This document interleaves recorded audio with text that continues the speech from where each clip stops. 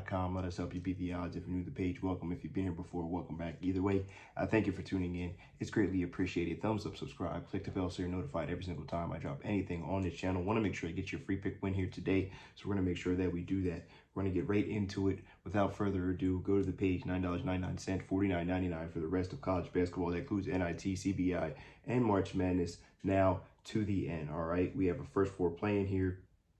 Today 9-10 matchup, I guess it is, and there's a lot of steam here on the Colorado Buffs here. 2.5-point favorites here in this matchup. We see an over/under set at, let me get the right number here, open up at 140.5, and it's pretty much staying pretty firm, but the line opened up at 2. It's moving up to 2.5, 3 here in some spots, with a lot of steam on Colorado, and for decent reason. Colorado's coming to this season, or coming to March Madness, playing very good basketball, made it all the way to the Pac-12 championship there, winning consecutive, was it 2, 4, 6, 7, 8 games straight, including the Pac-12 tournament games, making it to the final before they lost to Oregon.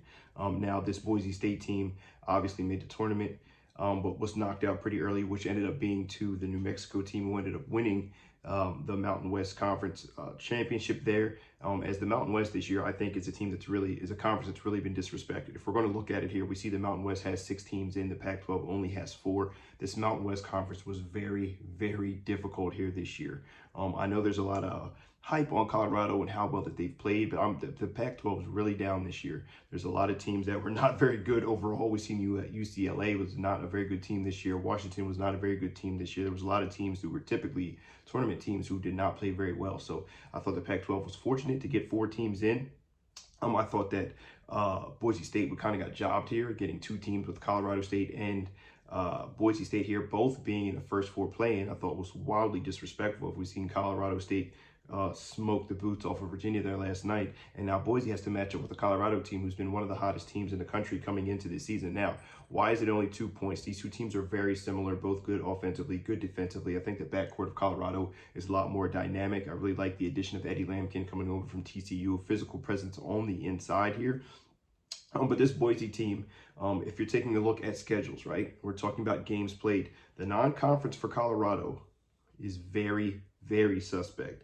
It's a non-conference schedule that ranked 245 here in the country, so not a very difficult non-conference schedule whatsoever. Their best non-conference win is probably over Richmond. Early, I guess they thought that Miami would be a good one, but Miami turned out to be a dud. It's a team that they beat very badly. They played a Mountain West Conference team in Colorado State, and they lost that game. They played Florida State, and they lost that game. So Richmond's probably their best non-conference victory here. As we know here on Boise, had one of the toughest non-conference schedules in the country, top 25, number 25 in the country, toughest non-conference schedule. They played Clemson, they played San Francisco, they played Virginia Tech, they played VCU, Butler, St. Mary's, a team, St. Mary's that they beat, North Texas, a team that they beat as well. So very difficult non-conference schedule, very difficult regular season schedule, 48th toughest schedule here in the country, 30 spots higher than Colorado here. So I think that we're kind of seeing a skew here, 24-10 Colorado team and a 22-10 Boise State team, where obviously Colorado has a better record. They're coming in hot. Boise's coming in hot as well, and I don't think they're getting a lot of respect here.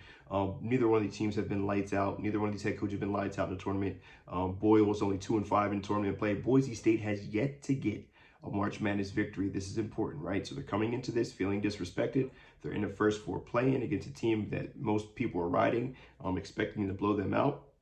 Head coach is 0-4 in March Madness. Boise's 0-9 in March Madness. This is a game I'm expecting Boise State to come out here with their hair on fire. Very tough team. Both these teams rebound the ball extremely well. Pay attention to the turnovers. Colorado can get a little crazy with the turnovers. They had 13 turnovers there in the championship, and Oregon only had 3, and that was a huge difference in that matchup. This is a Boise State team who does not turn it over a ton. Both these teams rebound the ball very well. Both these teams are very, very good defensively. Boise State being a much better defensive team. I expect them to slow this tempo down and control the things from the tip-off. Give me Boise State. I'm going to take the 2.5. If they're going to give me 3, I'll take that as well. Whichever number you get, the best number that you can find. I've seen 2.5 and 3 in some spots. I'm going to roll with Boise State here. I think they get the job done on the money line as the official free pick of the day. Let me know if you agree, disagree, whatever the case may be. But for now, it's Double D. Derek Dimes, defeatthebook.com. Let us help you beat the odds. Best of luck if you decide to tail. But either way, hope you guys have a fantastic day. Good luck.